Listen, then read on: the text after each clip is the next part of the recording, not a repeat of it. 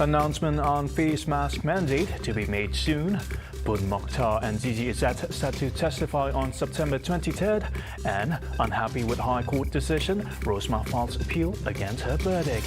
Those are the headlines for tonight. Good evening everyone, you'll be Dato Salit and this is Tvs Nightline.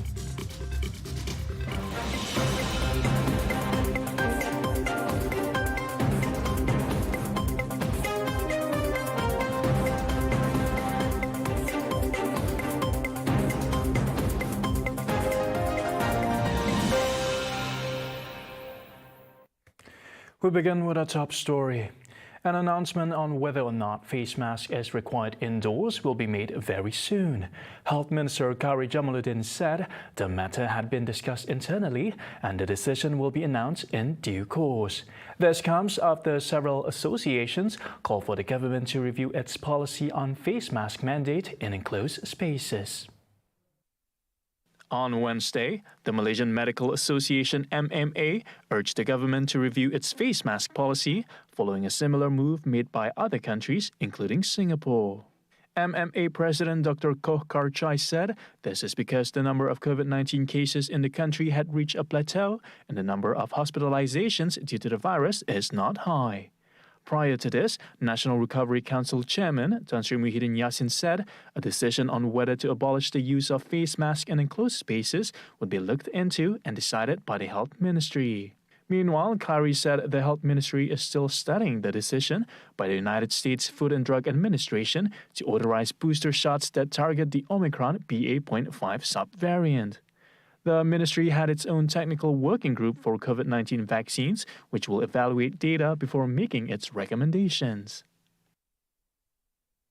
Sabah Deputy Chief Minister and Kinabatangan MP Dato Sri BUNG MOKTAR Radin and wife Datin Sri ZIZIE IZETTE Abdul Samad will enter the defence on 3 counts of corruption charges amounting to 2.8 million ringgit in connection with Public Mutual Berhad Unit Trust investments on September 23rd. Earlier today, BUNG MOKTAR and ZIZIE IZETTE chose to testify on the oath from the witness stand, where the prosecution questioned them during cross-examination. Our editor Firdaus Ismail in Kuala Lumpur with the details. Sabah Deputy Chief Minister Datuk Seri BUNG MOKTAR Radin and wife Datin Sri ZIZIE IZETTE Samad have been ordered to enter the defence on charge of corruption and abetment over 150 million ringgit Felcra investment. Sessions Court Judge Rosena Ayub said the prosecution has established a prima facie case against Kinabatangan MP and his wife. She said the court was careful when examining all the evidence, especially by the 24th and 25th prosecution witnesses who are consultants of the Public Mutual Berhad Trust Unit, Nur Haili Ahmad Mokhtar and Mahdi Abdul Hamid. On 3rd May 2019, BUNG MOKTAR was charged with 3 charges of bribe amounting to RM 2.8 million to obtain approval for Felcra Berhad to invest. ZIZIE IZETTE was accused of abetting her husband in the matter. BUNG MOKTAR, who was then the non-executive chairman of the Felcra, was accused of accepting the bribe from an investment agent through ZIZIE at the Public Bank Taman Melawati branch on June 12 and June 19, 2015.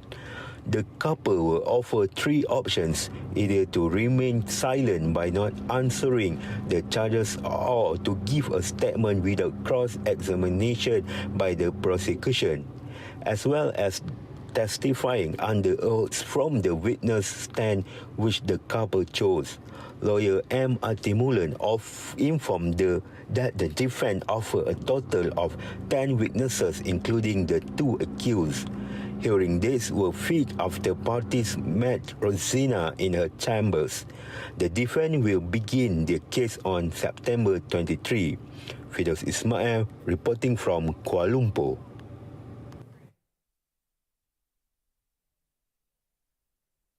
Datin Sri ROSMAH Mansur today submitted an appeal against her conviction and sentence over the 1.25 billion ringgit solar hybrid project for 369 rural schools in Sarawak. The notice of appeal was filed via email through the law firm Messrs. Akburden & Co.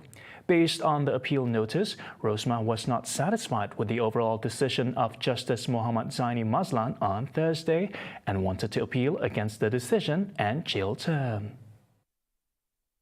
Lawyer Dato Akberdeen Abdul Qadir, who is representing ROSMAH, confirmed the matter when contacted today. On Thursday, the High Court sentenced ROSMAH to 30 years in prison and a fine of 970 million ringgit under Section 16 Bracket A of the Malaysian Anti-Corruption Commission Act 2009 and Section 24 Bracket 1 of the same act. ROSMAH was sentenced to 10 years in prison for each charge. However, she will only serve 10 years in prison because Judge Muhammad Zaini ordered all prison sentences to run concurrently. The court also ordered her to be imprisoned for 30 years if she fails to pay the fine.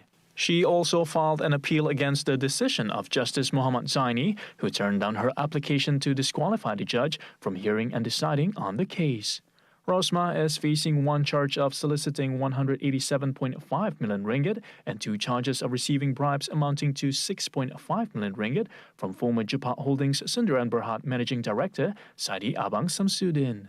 Judge Muhammad Zaini, in his judgment, ruled that ROSMAH's defense was just denial and that the 6.5 million ringgit was indeed for her and that she received the money at her residence in Jalan Langgat Duta and Sri Perdana. Myanmar's deposed former leader Aung San Suu Kyi was found guilty of electoral fraud on Friday and was sentenced to a further 3 years in jail with hard labor. The Nobel laureate and Myanmar's opposition figure has been detained since a coup early last year and has already been sentenced to more than 17 years in prison. On Friday, she was judged to have committed fraud in a November 2020 general election that her National League for Democracy NLD won with an overwhelming legislative majority, defeating a party created by the military. However, she denies all the allegations against her. It is unclear what the hard labor would entail, but the junta has said Suu Kyi is being given due process. Co-defendant Win Mint, the deposed president, was given the same sentence. The military seized power in February 2021 to stop Suu Kyi's NLD from forming a new government after an election that it said had instances of fraud that had not properly been investigated. The NLD has denied fraud and said it won fairly. 76-year-old Suu Kyi has been on trial for more than a year on multiple charges, ranging from corruption and incitement to leaks of official secrets, for which the combined maximum sentences is more than 190 years.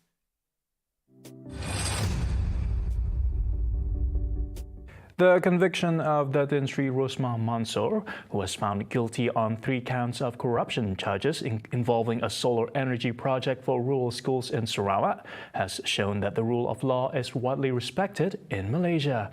And this was expressed by the Minister of Tourism, Creative Industry and Performing Arts, Dato Sri Abdul Karim Rahman Hamzah.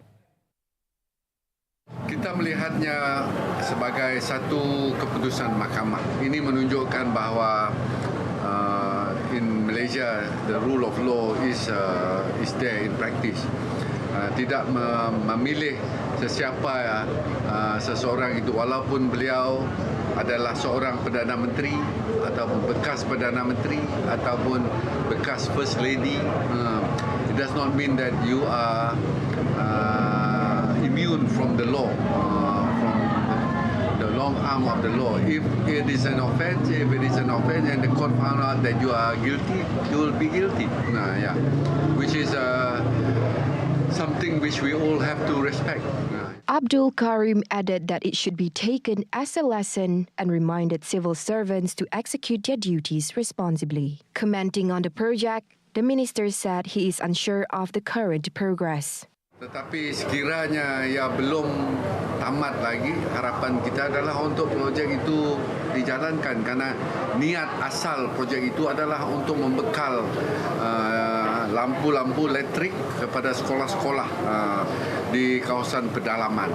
It will not be good to see the project not being completed. He was speaking on Thursday, September 1st, while attending the 19th Kuching Intercultural Mooncake Festival. On a separate note, Abdul Karim expressed his appreciation and joy in seeing people of different races gathering and celebrating the event. Kalau kita lihat Mooncake Festival ataupun Intercultural Mooncake Festival yang telah diadakan ini, ia adalah satu yang amat menarik sekali kerana walaupun Mooncake Festival ini adalah tamasya ataupun acara yang bersangkut paut dengan budaya Cina, tapi ia disambut bersama-sama dengan masyarakat-masyarakat yang lain yang ada di negeri Sarawak. The comprehensive Greater Bau Plan initiative by the state government is able to transform the economic prosperity of the local community within the next 10 years. Tourism, Creative Industry and Performing Arts Minister Datuk Sri Abdul Karim Rahman Hamzah said the town, synonymous with gold in the past, boasts a huge natural tourism potential. Bau is known as a gold mining town. While gold remains as a precious metal, we need to look for new gold. Several projects, namely the Gold Mine Museum, which is also on the way now, as well as the Tasik Biru Resort City, which we are also building up in Bau, has been planned, and under the Greater Bau initiatives, this project will certainly create more job opportunities and improve the economy of the local people. He added, Bau's strategic location will lure more tourists from Kuching City to visit. Earlier, Abdul Karim was met at the grand opening of Borneo Kranji Farm in Bau on Friday. He said as the tourism trend shifts towards sustainable and responsible tourism, facilities such as Borneo Kranji Farm contributed towards this development. As governments, business players and even consumers or visitors worldwide strive towards a more sustainable future, a facility like Borneo Kranji Farm holds significant in the current global tourism landscape. Don't go anywhere, because still to come, Consumer Affairs Ministry said special petroleum permit is to prevent abuse, plus former Sri Lanka president set to return home. Right here on TVS Nightline, stay tuned.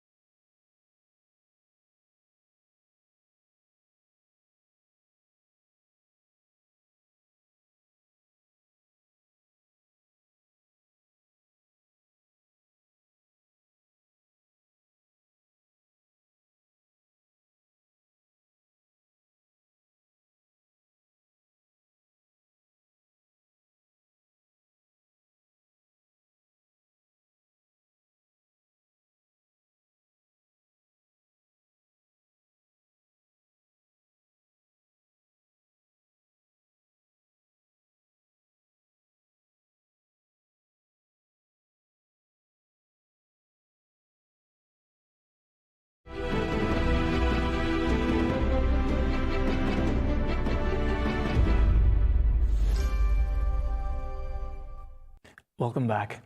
The implementation of a special petroleum permit under the Control of Supplies Act 1961 is not meant to cause inconvenience to the public, but rather to prevent the abuse of subsidies. And this was said by Domestic Trade and Consumer Affairs Minister Datuk Sri Alexander Nantalingge, as the government spends a large sum on subsidies annually, especially for petrol and diesel. On July 28, Nantan was quoted as saying that small companies, organizations or individuals who wish to purchase petrol and diesel from petrol stations for their own personal consumption above 20 litres must apply for special permits under the Control of Supplies Act 1961. He also said that those who buy less than 20 litres, including emergency cases, are allowed and they do not require the special permit, adding that the application for the special permit need only to be made once a year and not for every purchase. From January until August 31st, a total of 10,048 special petroleum permits have been issued nationwide. National car maker Proton Holdings Berhad recorded its best sales again in the month of August, with 15,880 units for domestic and export markets sold. The achievement bested its best sales month in July 2013, and Proton aims to end 2022 with a fourth consecutive year of volume growth. For the first 8 months of the year, Proton said it registered 87,481 units compared to 62,637 units in 2021, an increase of 39.7%. Its Deputy Chief Executive Officer Roslan Abdullah said that its production operations have stabilized. Proton retains its second position in the national auto sales and achieved an estimated market share of 23.7% for August, while the year-to-date market share climbed to 19.5%. The car maker also said its export sales have achieved a near 10-year high, and more volume growth is expected later this year, as Proton's official relaunch in South Africa is scheduled to happen this month.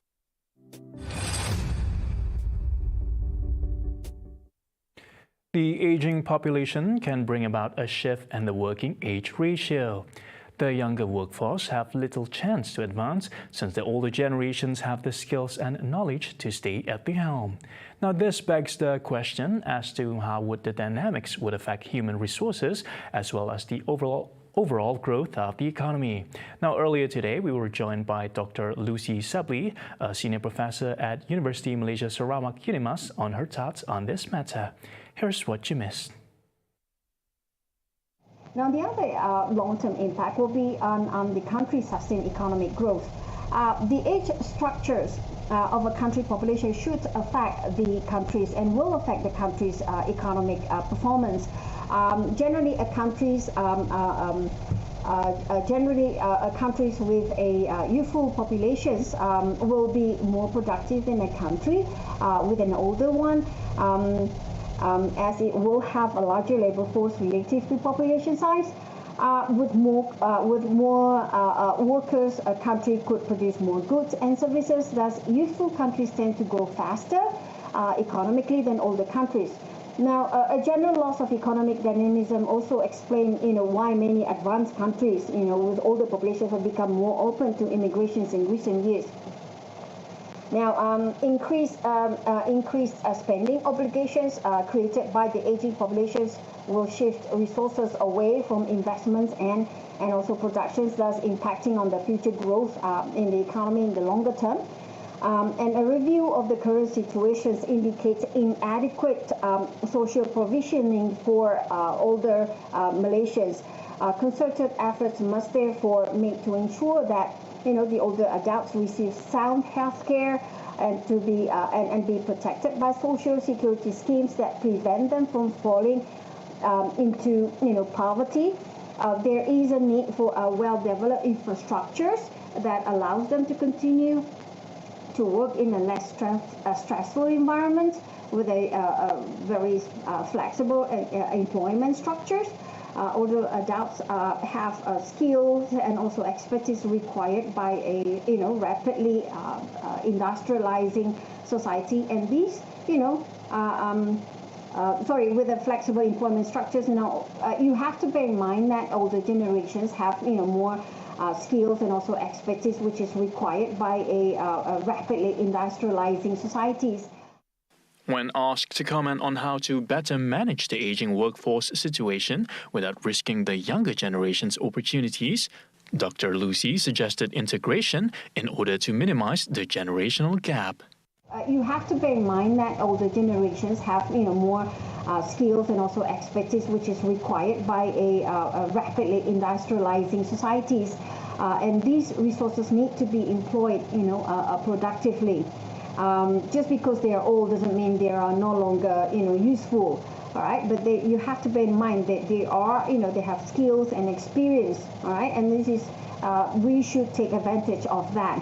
All right, now.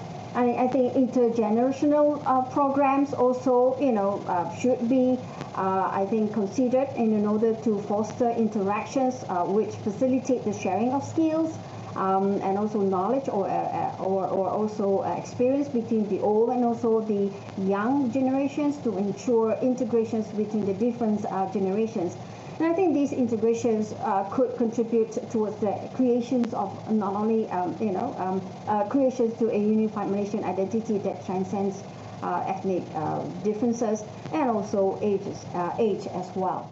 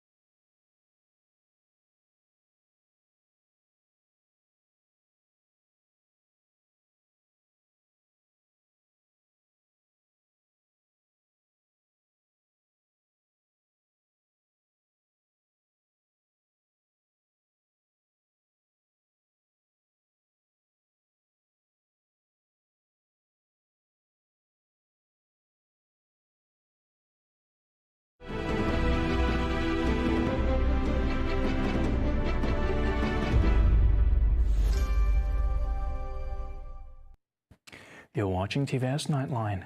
Former Sri Lankan President Gotabaya Rajapaksa is expected to return to his home country, having fled the country due to anti-government protests in July. According to a top defense official, Rajapaksa could return as early as Saturday and is expected to stay in a house provided by the government in Colombo. The former leader is currently in Thailand after he formally resigned as president upon arrival in Singapore on July 14. For weeks, local media had been speculating his returns. Several government officials have also said that Rajapaksa is keen on returning and accorded the perks and the security as a former president. His return signifies Sri Lanka's new president, Ranil Wickremesinghe, confidence of maintaining order after months-long anti-government protests that culminated from reduced foreign exchange reserves, shortages of essential items, and Asia's fastest inflation.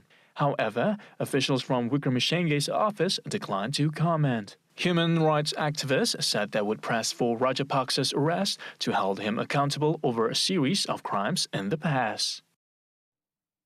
Argentina's Vice President Cristina Fernandez was threatened by a man with a gun on Thursday in what was described as an assassination attempt.